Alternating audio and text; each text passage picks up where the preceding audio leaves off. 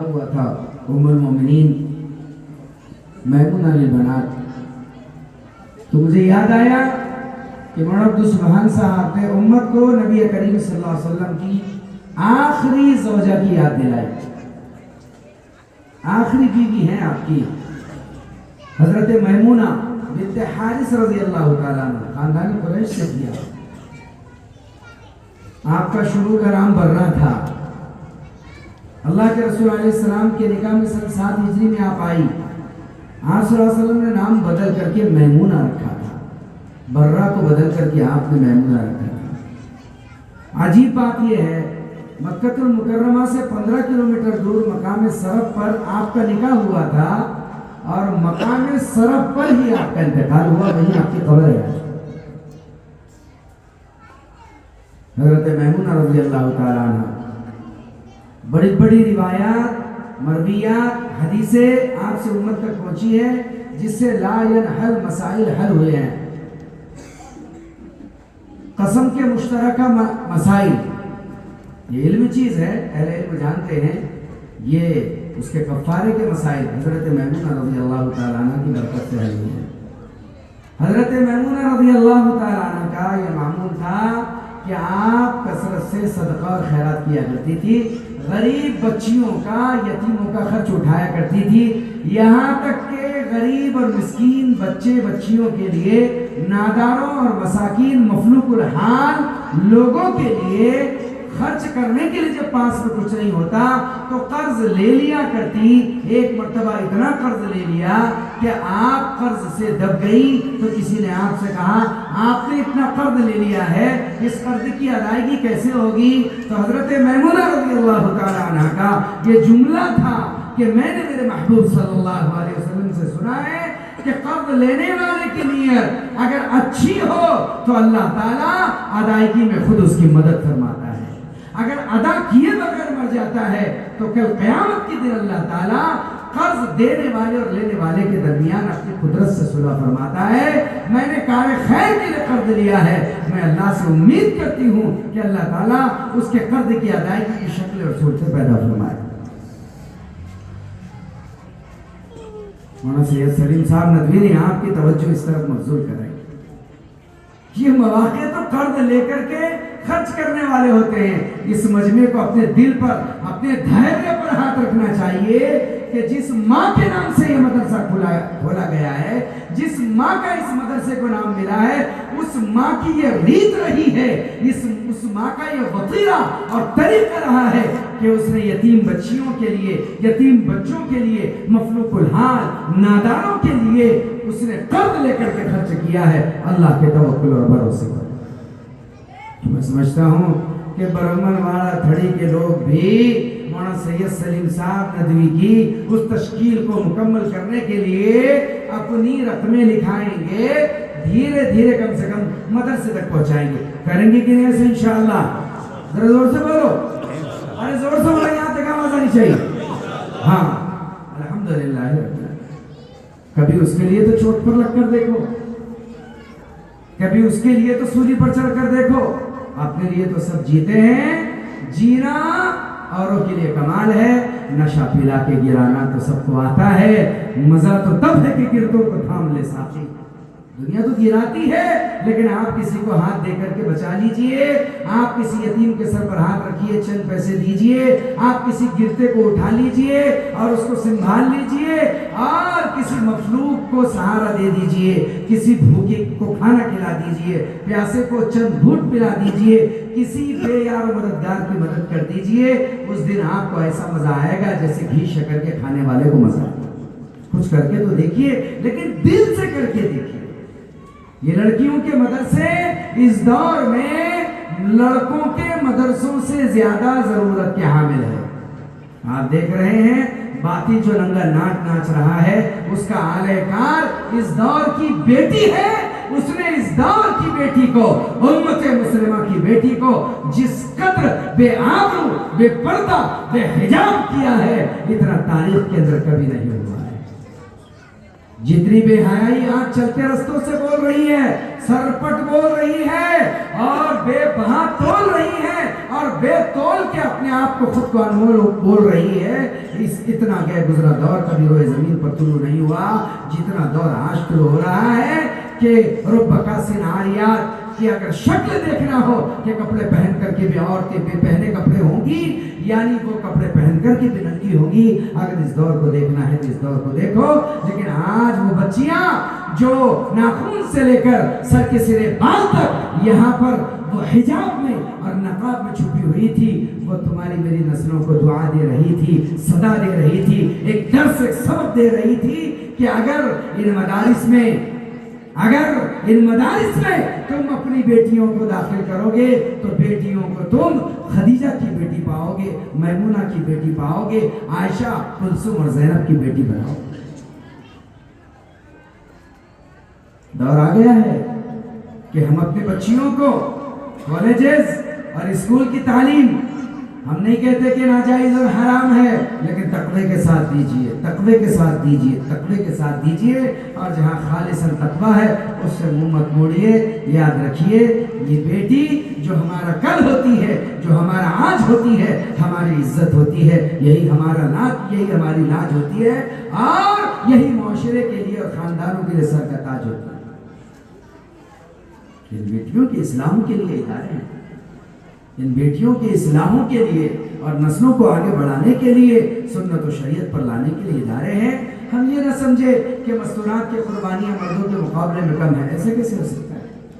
تاریخ گواہ ہے محمد رسول اللہ صلی اللہ علیہ وسلم کے ہاتھ پر اگر کسی نے سب سے پہلے اسلام قبول کیا ہے تو وہ ایک عورت ہے, حضرت خدیجہ کبریٰ رضی اللہ تعالیٰ. اگر کسی نے سب سے پہلے نماز کی فرضیت کے بعد فرض کا سجدہ کیا ہے تو وہ ایک عورت ہے, حضرت خدیجہ کبریٰ رضی اللہ تعالیٰ عنہا ہے. اگر مرد کی پہلی فرض کی جماعت بنی ہے, رسول کریم صلی اللہ علیہ وسلم نے فرض جماعت بنا کر اگر نماز پڑھی ہے تو وہ نماز پہلی اپنی اہلیہ حضرت خدیجہ کے ساتھ پڑھی. تاریخ اٹھا کر کے دیکھیے نماز کب فرض ہوئی, اور فرض ہوئی تو پہلی نماز آپ نے کس کے ساتھ جماعت بنا کر کے پڑھی ہے. اگر اسلام میں شہادت کا درجہ کسی کو ملا ہے, پہلا درجہ اگر کسی کو ملا ہے, حضرت سمیہ رضی اللہ تعالیٰ عنہ کو ملا ہے. تاریخ اٹھا کر کے دیکھیے عورتوں کی قربانیاں کبھی بھی ہم مردوں سے پیچھے نہیں رہی ہے. بتائیے تو صحیح, رسول کریم علیہ السلام صاف ستھرے شفاف بیضاء کپڑوں کے ساتھ جاتے, جب لوٹ کر کے آتے گرد و غبار میں اٹے ہوئے ہوتے, کپڑے آپ کے پھٹے ہوئے ہوتے, آپ کے جسم پر مختلف قسم کے فضلات پڑے ہوئے ہوتے, کوئی آپ کے چہرے پر تھوکا ہوا ہوتا, کسی کے ریپٹ اور کسی کے تھپڑ کا نشان آپ کے گال کو سرخ کیے ہوتا, اور آنسو بھری آنکھیں اور گرد و غبار سے اٹی ہوئی داڑھی لے کر رسول کریم علیہ السلام تھک ہار کر جب گھر کے سائے میں, دیوار کے سائے میں آ کر کے بیٹھتے, اس وقت آپ کو کوئی مرد, کوئی دوست, کوئی اپنا اور کوئی جگری, کوئی سہارا دینے والا نہیں تھا, نہ کوئی آنے والا تھا, نہ کوئی کچھ کہنے والا تھا. بلکہ ایسے وقت میں اگر آپ کے کوئی ڈھارس باندھنے والا تھا, ہمت آپ کو دینے والا تھا, وہ ایک چادر میں لپٹی ہوئی معصوم بیٹی, وہ زینب دوڑ کر کے آتی, وہ پانی کا پیالہ لے کر کے آتی, ننھے ہاتھ پانی کے پیالے میں ڈالتی, اپنے ابا کا چہرہ ننھے ہاتھوں سے دھلتی صاف کرتی اور اپنے آنکھوں سے آنسو بہاتی ہوئی کہتی, ابا آپ اتنی تکلیف کیوں اٹھا رہے ہیں؟ آپ اپنی معصوم بچی کے آنسو اپنے دونوں نرم نازک ہاتھوں سے پوंچھتے اور کہتے, اے میری بچی تھوڑا تو صبر کر لے, تھوڑا میں صبر کر لوں, تیرے باپ کا لایا ہوا دین ایک نہ ایک دن ہر کچے پکے مکان میں داخل ہو کر کے رہے گا. یہ کون تھی؟ ایک بیٹی تھی آپ کی, ایک مستورہ تھی, ایک صنف نازک تھی, جو آپ کی ہمت بنا رہی تھی. بعد میں قافلہ آتا گیا اور آپ کا ساتھ دیا جاتا رہا. انہیں مستورات نے تو سنبھالا ہے. تاریخ گواہ, اٹھا کر کے دیکھیے سب سے پہلے ہجرت کرنے والی کون, ہجرت میں پہلا نمبر کس کا؟ آپ تاریخ اٹھا کر کے دیکھیے ان مستورات کی خدمات کو, ان کی محنتوں کو اور ان کے بھڑکتے ہوئے جذبات کو اور ان کی قربانیوں کو فراموش کبھی بھی نہیں کیا جا سکتا. تاریخ گواہ ہے. اور ایسا بھی نہیں ہے کہ وہ صحابہ سے کسی معاملے میں اللہ سے لینے کا معاملہ ہو, یا کرامات کا معاملہ ہو, یا معجزات کے نقوش کا معاملہ ہو, یا قدرت کے کرشمات کے نقوش کا معاملہ ہو, وہ کبھی پیچھے رہی ہو یا اسے پسے پشت ڈال دیا گیا. کبھی بھی ایسے दौड़े दौड़े जा रहे हैं। हजरत उमर बिन खत्ताब रज़ी अल्लाह ताला अन्हु, किसी ने कह दिया आपकी बेटी हफ्सा को तलाक हो रहा है। आप मस्जिद नबवी में गए, पैर में जूते भी नहीं है। कितना दर्द होता है बाप को जब वो अपनी बेटी के बारे में तलाक का मामला सुनता है। आपने पूछा वहाँ बैठे हुए मस्जिद में सहाबा से, मैं सुन रहा हूँ क्या अल्लाह ताला ने अपने नबी सल्लल्लाहु अलैहि वसल्लम को इजाज़त दी है कि वो मेरी बेटी को तलाक दे? सहाबा ने कहा है हाँ सुना तो हमने भी है, क्या तलाक हो गया? कहा पता तो नहीं लेकिन मामला चल रहा है। आप दौड़ कर अपनी बेटी के पास घर जाकर के कहा हफ्सा तूने ऐसा क्या कर दिया कि रसूलुल्लाह का दिल दुख गया, तुझे तलाक की इजाज़त हो गई है, रसूलुल्लाह तुझे तलाक देने वाले हैं। तो हफ्सा ने कहा क्या कह रहे हैं अब्बा, क्या अल्लाह के रसूल मुझे तलाक देना चाहते हैं? कहा तेरी किसी गलती से नाराज है। कहा तुम क्या करोगी? तो देखो उस माँ का जवाब, कहा अगर रसूलुल्लाह ने ये कहा है हम तो अपने अल्लाह से बात करेंगे। अपने खादिमा से कहा हमारा मुसल्ला लेकर के आओ, हमारी मिसवाक लेकर के आओ, हमारा आफ्ताबा वज़ू का लोटा लेकर के आओ। मुसल्ला बिछाया, खड़ी हो गई मुसल्ले पर और जब सजदे में गिरी है, रावी कहते हैं रसूलुल्लाह के पास जिब्राइल आसमानों को चीरते फाड़ते जमीन पर आए और कहने लगे ऐ अल्लाह के रसूल, अल्लाह सिफारिश करता है आप हफ्सा की और कहता है हमारी पत्नी को तलाक मत दीजिएगा, उजलत मत कीजिएगा। वो हमारी सव्वामा और कव्वामा बनती है, रात को हमारे सामने खड़ी हो जाती है, दिन को मुंह में हमारा रोजा रख लेती है। ऐसे सव्वामा कव्वामा बंदी को तलाक मत दीजिए। रब खुद सिफारिश कर रहा है अपनी बंदी की अपने रसूल के पास। ये वो उम्मत की माएं हैं, ये उम्मत की बेटियां हैं जिन्होंने दीन को संभाला है। वक्त बिल्कुल कम है वरना मैं आपको बतलाता कि उम्मत की बहु बेटियों का किरदार इस दीन के संभालने में क्या है। आज इस उम्मत का जो बेड़ा गर्क हो रहा है वो गोद नजर नहीं आ रही है, वो माएँ नजर नहीं आ रही है, वो बहु बेटियां नजर नहीं आ रही है। आज भी मुआशरे को वो माएँ मिल जाए, वो बहु बेटियां मिल जाए जिनकी गोद में अब्दुल कादिर जीलानी जैसे आए, फखरुद्दीन राजी, इमाम गज़ाली जैसे आए, सहाबा के नमूने और सहाबा के नक्श कदम पर चलने वाले आए, तो इस दुनिया का मिजाज ही कुछ और हो, इस दुनिया की बात ही कुछ और हो, इस्लाम का मजाक ही कुछ और हो, इस्लाम का मिजाज ही कुछ और हो और मुसलमानों की इज्जत का चमकता हुआ उफ़क़ का आफ़ताब भी कुछ और। वो राहें खुलेगी जहां बहु बेटियां अल्लाह के रास्ते में जाकर के दीन हासिल कर सकती है। वो बहु बेटियां इन छोटे छोटे इदारों के अंदर भी जाकर के अपनी हस्ती को और खानदानों को और बस्ती को मुसलमानों की संवार सकती है।